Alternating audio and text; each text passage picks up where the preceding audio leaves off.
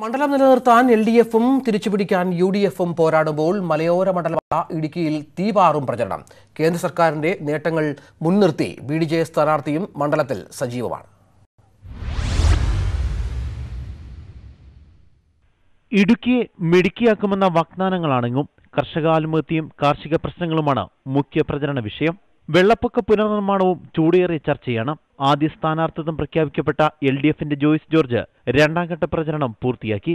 പ്രഖ്യാപനം വൈകിയെങ്കിലും UDF-ന്റെ ഡീൻ കുര്യാക്കോസ് പ്രചരണത്തിൽ അതിവേഗം മുന്നിലെത്തിക്കഴിഞ്ഞു. പാർലമെന്റിലേക്ക് നടക്കുന്ന തെരഞ്ഞെടുപ്പിൽ ഐക്യ പുരോഗമന സഖ്യം എന്നുള്ള ഐക്യ ജനാധിപത്യ മുന്നണിയുടെ വിവക്ഷ, അതാണ് ആ ഒരു സഖ്യമാണ് ഇവിടെ വിജയിക്കേണ്ടത്, അതൊരു അനിവാര്യതയാണ് എന്ന് വിശ്വസിക്കുന്ന മതേതര വിശ്വാസികളായ പുരോഗമനവാദികളായ നൂറുകണക്കിന് ആളുകളെ പ്രചരണവുമായി ബന്ധപ്പെട്ട് 7 നിയോജക മണ്ഡലങ്ങളിലും പര്യടനം നടത്തിയപ്പോൾ കാണാൻ കഴിഞ്ഞിട്ടുണ്ട്.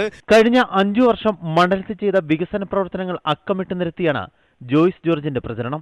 പ്രവർത്തനങ്ങൾക്കുള്ള വോട്ടർമാരുടെ അംഗീകാരമാകും ഈ തെരഞ്ഞെടുപ്പെന്ന് ജോയ്സ് പറയുന്നു.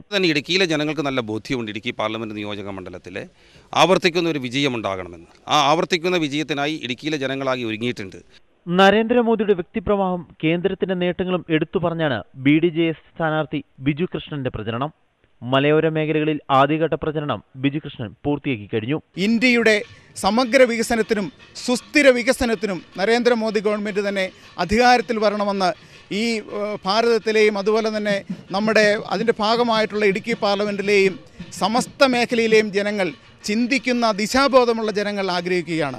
അതിനാൽ എൻ്റെ വിജയം സുനിശ്ചിതമാണെന്ന് ഉറപ്പിച്ചു തന്നെ പറയുവാൻ കഴിയും. മാധവ് ഗാഡ്ഗിൽ റിപ്പോർട്ടും കസ്തൂരിരംഗൻ റിപ്പോർട്ടുമായിരുന്നു കഴിഞ്ഞ തവണ മണ്ഡലത്തിലെ പ്രധാന ചർച്ചാ വിഷയം. അന്ന് ഇടുക്കി LDF-നൊപ്പം നിന്നു. ശക്തമായ പ്രചരണ ചൂടിൽ ഇളകിമറിയുന്ന ഇടുക്കി കൂടെ നിൽക്കുമെന്നാണ് എല്ലാ മുന്നണികളുടെയും കണക്കുകൂട്ടൽ. ന്യൂസ് 8 ഇടുക്കി.